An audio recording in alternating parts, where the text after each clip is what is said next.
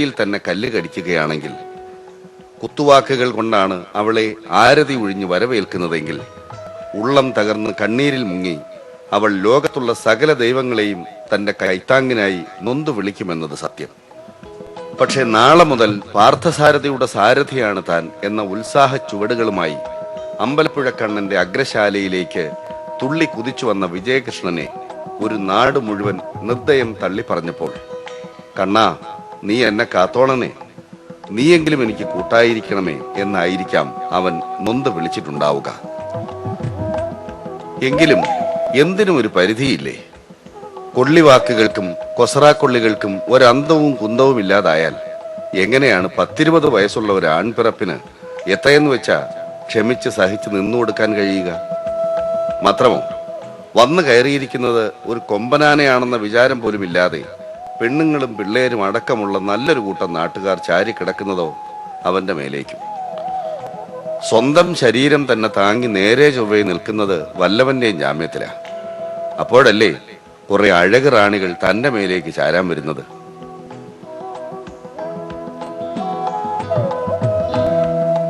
കാണുന്നതും പറയുന്നതുമല്ല സത്യം. കഥയും കളികളും നിങ്ങൾ കാണാനിരിക്കുന്നതേയുള്ളൂ എന്ന ഓർമ്മപ്പെടുത്തലെന്നോണം വിജയകൃഷ്ണൻ അന്ന് തന്നെ തന്റെ വക ഒരു ഓട്ടംതുള്ളൽ അവതരിപ്പിച്ചു.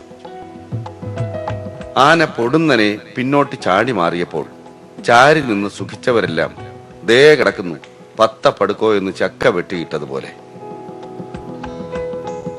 എന്തിനധികം പറയുന്നു, പാപ്പാന്മാരുടെ സമയോചിതമായ ഇടപെടലുകളില്ലായിരുന്നെങ്കിൽ നടക്കിരുത്തൽ ആഘോഷം കൊലക്കളമായി തീർന്നേനെ എന്ന് വിചാരിക്കുന്നവരും കുറവല്ല.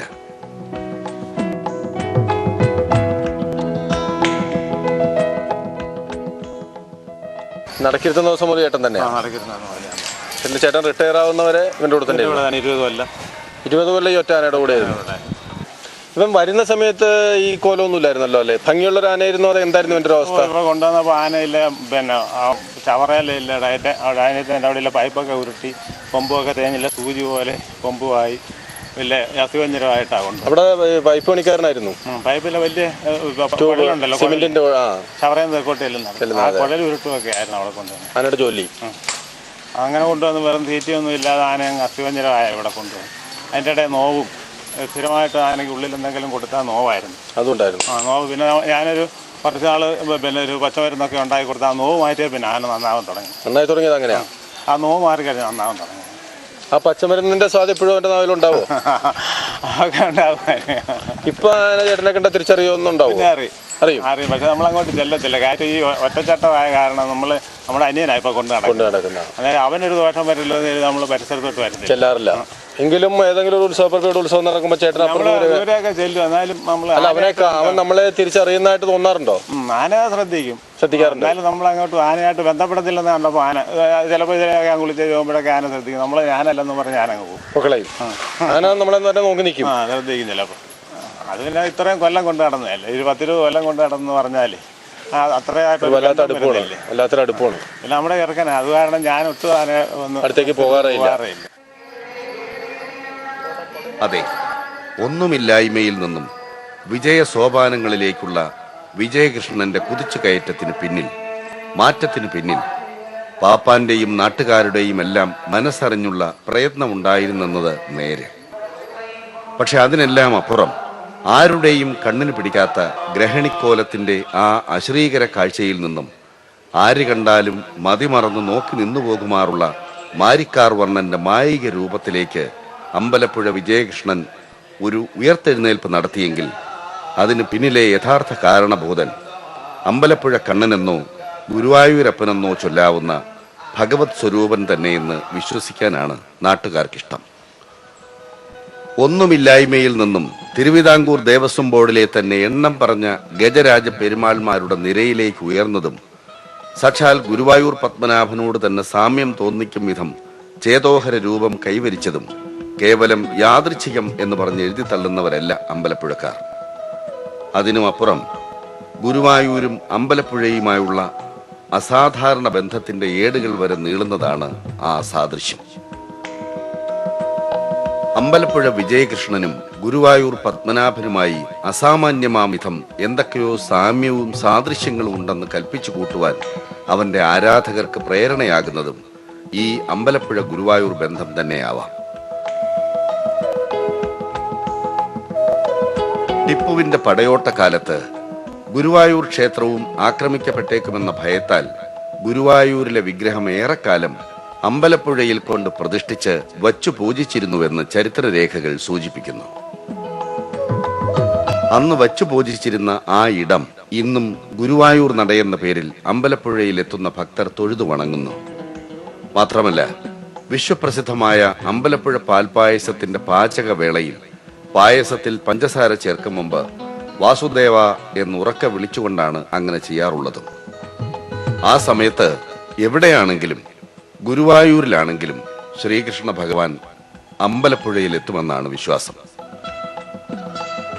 അപ്രകാരം എങ്ങനെ നോക്കിയാലും അമ്പലപ്പുഴയോട് വല്ലാത്തൊരു ആത്മബന്ധവും കടപ്പാടുമുള്ള ഗുരുവായൂർ അമ്പാടിക്കണ്ണൻ തന്റെ സ്വന്തം സാരഥിയായ ഗുരുവായൂർ പത്മനാഭന്റെ ചില രസക്കൂട്ടുകൾ, ചില ലക്ഷണ ചേരുവകൾ ഇവൻ ഈ അമ്പലപ്പുഴ വിജയകൃഷ്ണനും ഇരിക്കട്ടെ എന്ന് മനസ്സറിഞ്ഞങ്ങ് വിചാരിച്ചു കാണണം.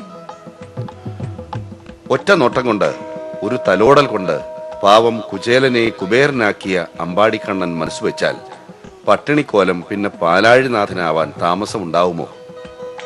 പണ്ട് ഇവന്റെ സഹായിയായി ഒപ്പം കൂടി ഇവനിൽ നിന്നും ആനപ്പണിയുടെ ആദ്യ പാഠങ്ങൾ അഭ്യസിച്ച ഗോപനാണ് ഇപ്പോൾ വിജയകൃഷ്ണന്റെ പ്രധാന സാരഥി.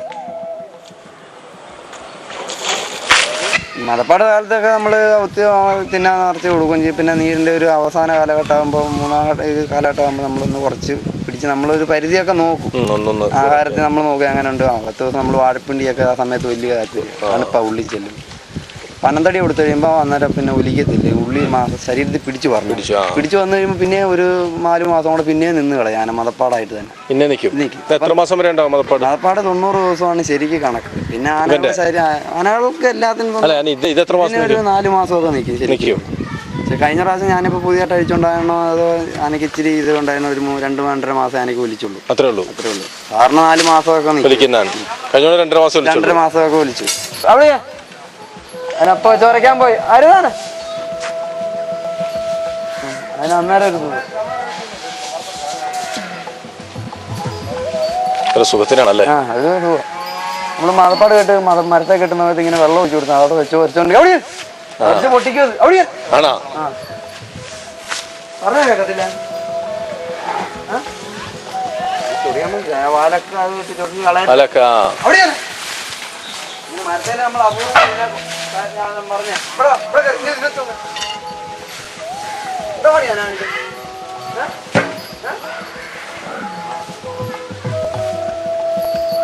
ചോദിച്ച ഇഷ്ടപ്പെട്ടില്ലെന്നോണല്ലേ? നമ്മള് വിലക്ക് അംഗീകരിച്ചായിട്ടാണ് ഇഷ്ടപ്പെടാഞ്ഞിട്ടായിരിക്കും അംഗീകരിച്ചത്. ഇഷ്ടപ്പെടത്തില്ലെങ്കിൽ ആ കയ്യും കയറ്റി വെച്ച് നീ എന്താണെന്ന് ചോദിച്ചാൽ നമ്മളെ ചടിച്ചു വരും. അങ്ങനെ ഇപ്പൊ സമ്മതിച്ചു എന്നുള്ളത്. അപ്പൊ ആനകൾ അംഗീകരിച്ചാണ് നിലങ്കൈ അടിയ, കൈ കെട്ടുക, ചീറ്റുക.